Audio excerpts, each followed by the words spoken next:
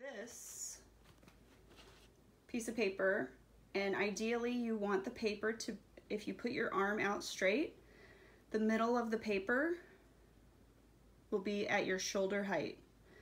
That's the most ergonomic.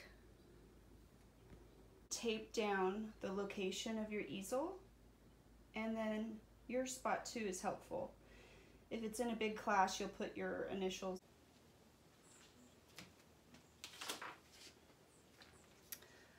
So in the last video, I had you net the cube, and I like to use these cubes. You can make a bigger cube if you want it to be easier.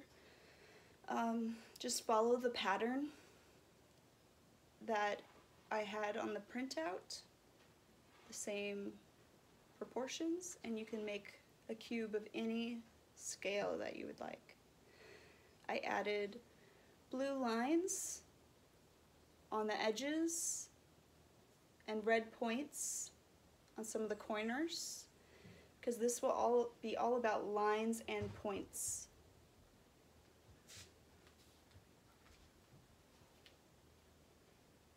So these sighting techniques will help you draw an object that you see in front of you. What you'll need is something straight. A ruler is excellent. You can use a paintbrush. You could use a pencil. If you want to be really great for the earth, you can use a straw. Use a used straw, maybe. This one's sort of straight, pretty straight. Or you can use a skewer stick. A lot of times I'll give out skewer sticks in class. I set up the easel here so it has the best lighting condition for you to see it. We'll see how that works. I was doing a little practice one as I'm a little rusty, haven't been practicing. I typically will line up with a still life.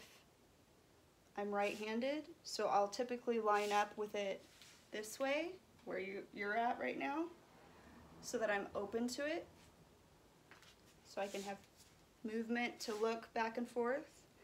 I tape the ground like I showed you before, where the easel is and where I stand. Why? Because it's very important to be at the same vantage point if you're trying to draw something in front of you. Vantage point is where your eyes are seeing from.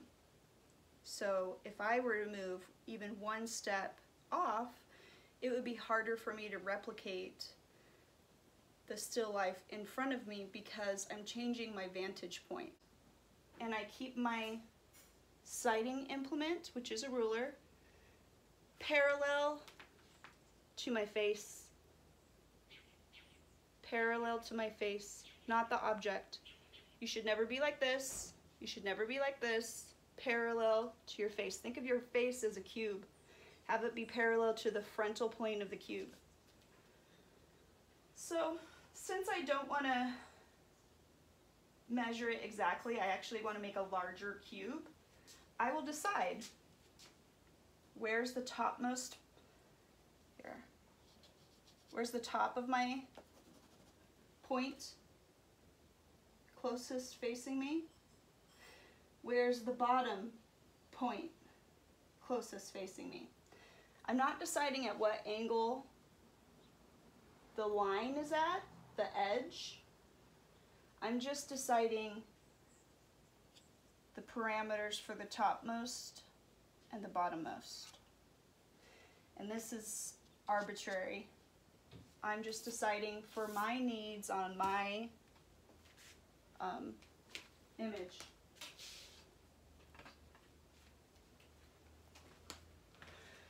So top, just sketch it, bottom. Stand on my spot, use my non-dominant hand to measure parallel to my face. I am measuring the angle at which the edge is, and then I bring it with one eye closed. I view it and I bring it. This eye or that eye? Which eye do you close? And why do you do it? We do it because our two eyes see 3D, so we're seeing two images as one.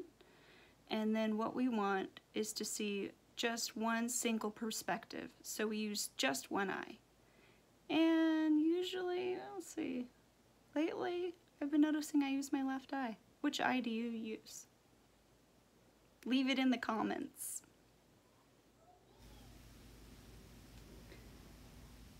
Here's an eraser, pencil, and ruler. Also handy is to keep a clock near you. The old school kind. I use my ruler to create the top and bottom.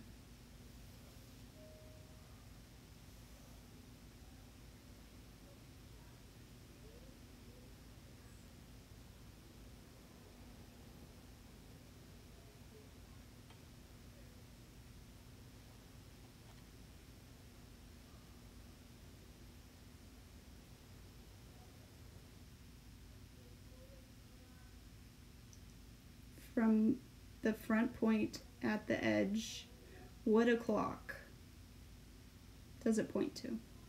What o'clock does it point to? 2 o'clock?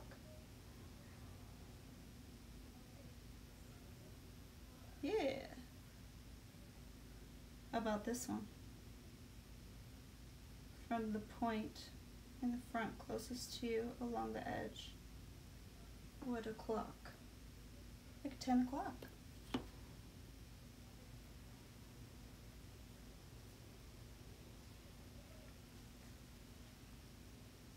We decide on the first 2 points and that line. As we expand and find the other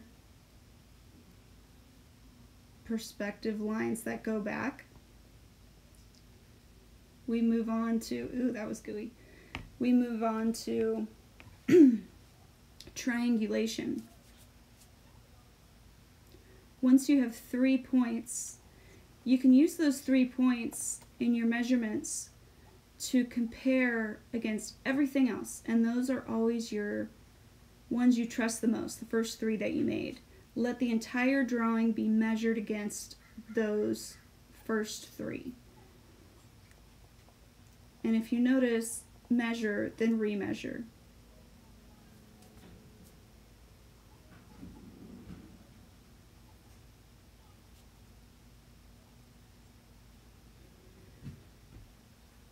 This is where you start to go beyond the edges that are offered to you, and you jump across the flat plane of the object to try to find point to point where these line up in space from your perspective. Remember the whole time, one eye closed, straight elbow, ruler parallel to your face. Recheck it, thumbs up. Then you can move on to the next plane of the cube.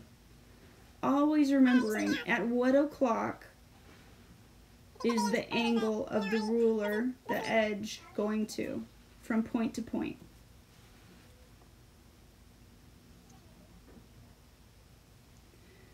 I'm going to have you do 2 cubes. I think by the second cube it really starts to make sense and your brain starts to record this knowledge.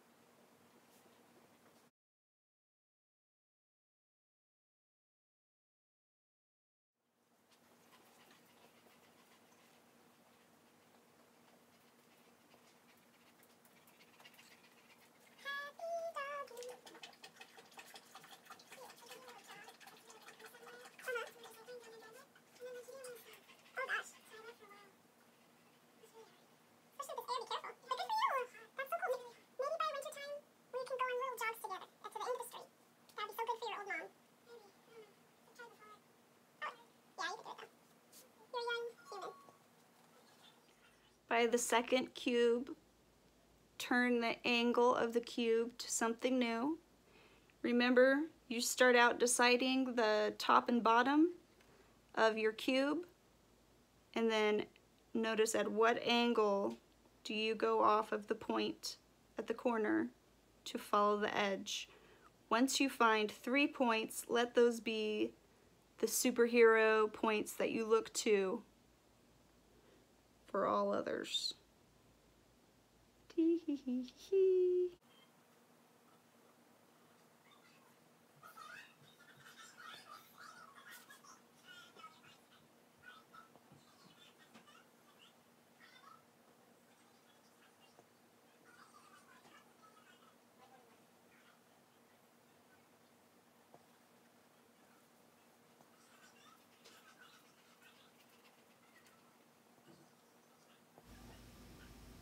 Okay, your second cube.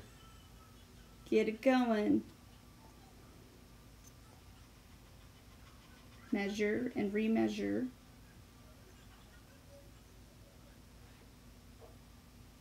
Jump across from point to point to find the third point. Then that's a triangle, thus called triangulation.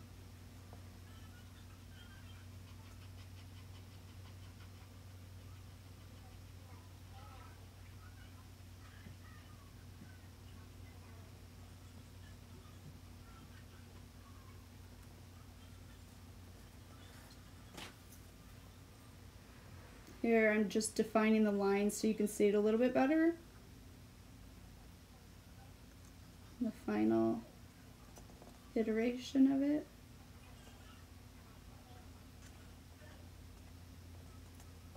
And using my GUI it was like right in the sun that day. Just clean it up and then redefine the lines until, ta-da! My 2 cubes. A little messy, but to the point. Oh cube, the starting block of so many shapes.